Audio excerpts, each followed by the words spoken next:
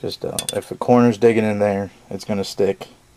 And when the lock bar face is actually, molded itself to the way that this is actually scooped out, because titanium's softer than the S30, so over time it will soften up and mold itself to the face. So this video is going to have to be split in two now. So I guess we'll just put it back together. It's not real hard. I'm just going to actually go ahead and clean it the rest of the way.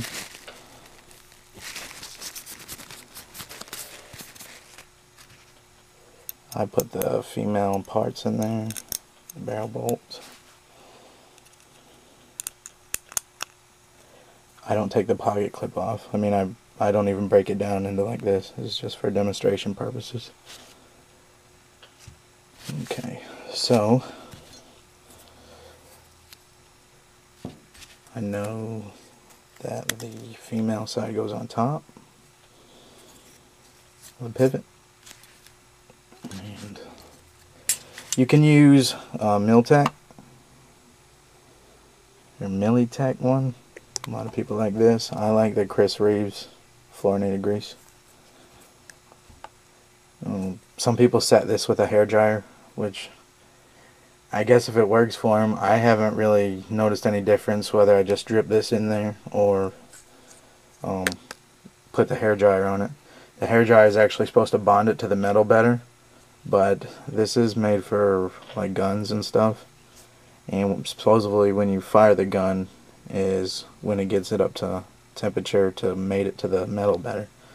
So I'm not quite sure, and I've never looked at the specs or anything. I'm not sure if the hair dryer has enough heat to get it to bite into the metal properly, but worth a shot. I mean, if you like it, it's a little thinner. I like this a little bit thicker fluorinated grease. Just a preference, and it may be no good reason. One might not be better than the other.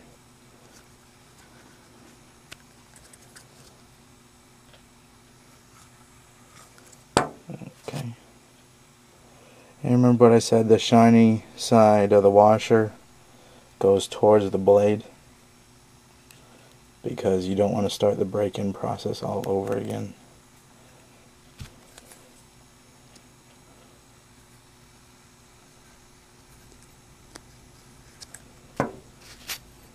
Then we'll take this. You can see how huge that pivot is, and how the thumb studs are actually the blade stops. Of course, all that's pretty self-explanatory.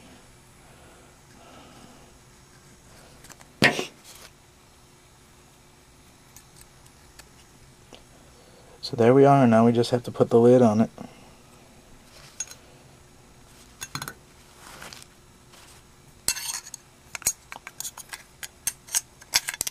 This can be a little tricky because them parts try to fall out like it just did.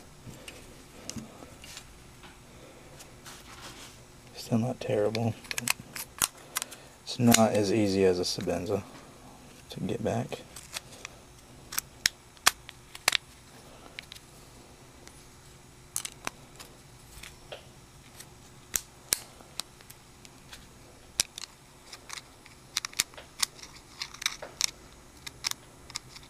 You see, I kind of have to keep pressure on this because this lock bar is sprung over, so it's meeting the tang of the blade here.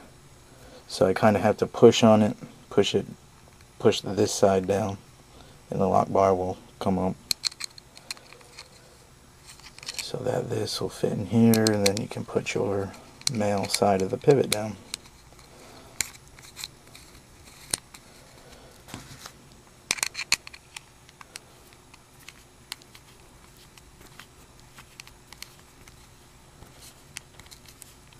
So I'm not going to worry with completely adjusting this yet. I'm going to go ahead and get the rest of the handle together.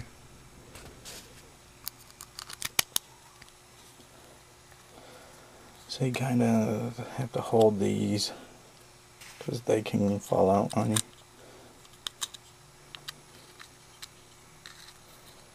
I'm a little bit of a perfectionist, so I kind of keep the screws even the same exact way as they come out, which there's probably no need to do that. And I never tighten these all the way down until the very end. Just a little trick. We used to work on cars all the time. If you got 5 bolts to tighten, you loosely tighten them and then go back and tighten all of them.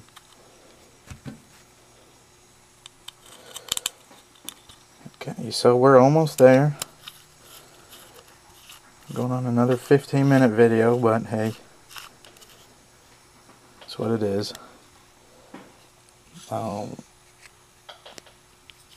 You just have the blades a little bit off because we haven't finished tightening the pivot.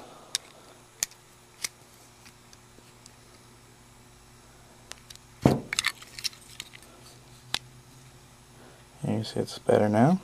And I will go back and tighten these all the way.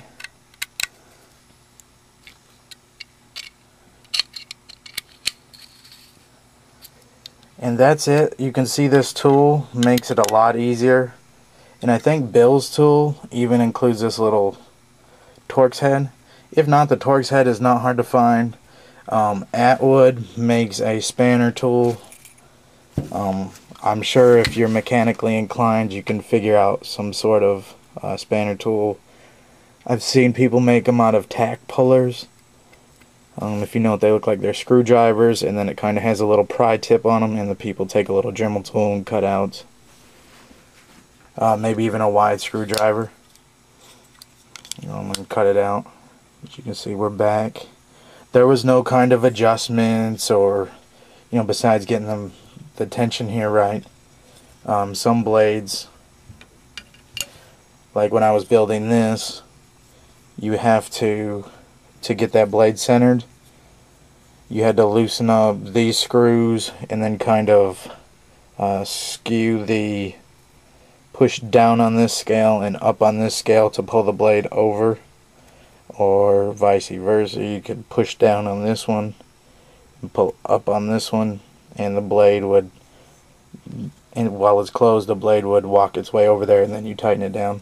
But you can see these, and it's not really due to Kevin Wilkins grips or anything. This is just most knives, like the Spyderco Sage and other kind of knives that are really nice quality, but they're not, $300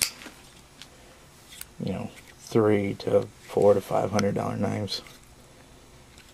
So yeah, people talk about bad fit and finish sometimes about Strider, and I would say that may have been true in the past, but they're a lot better.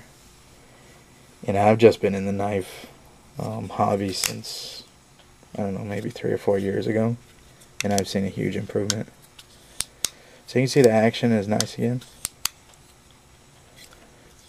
and blade centered, and of course we still have, if you've seen the review, that little tiny bit of almost like a flex in there. No up and down at all. But that's what it is. That's what you're going to get with the Strider, at least in my experience it has been. They're not that hard to break down and clean up, as long as you have a proper spanner tool. So, hope that helped you guys out, and maybe if you didn't have an SNG, now you know what they look like on the inside, and you can see if they're as beefy and up to your specs. I also have a breakdown of the Zero Tolerance 300 on a thread on Blade Forums. I might put a link to it somewhere in the description of this video or something, so you can kind of see what the guts look like of both of them, because you can go to the other Sebenza breakdown video and see that. So, alright guys, well, I'm going to try to knock a few more videos out and get them published maybe today or tomorrow, which I guess wouldn't matter if you're watching it. So we'll catch you later. Thanks a lot.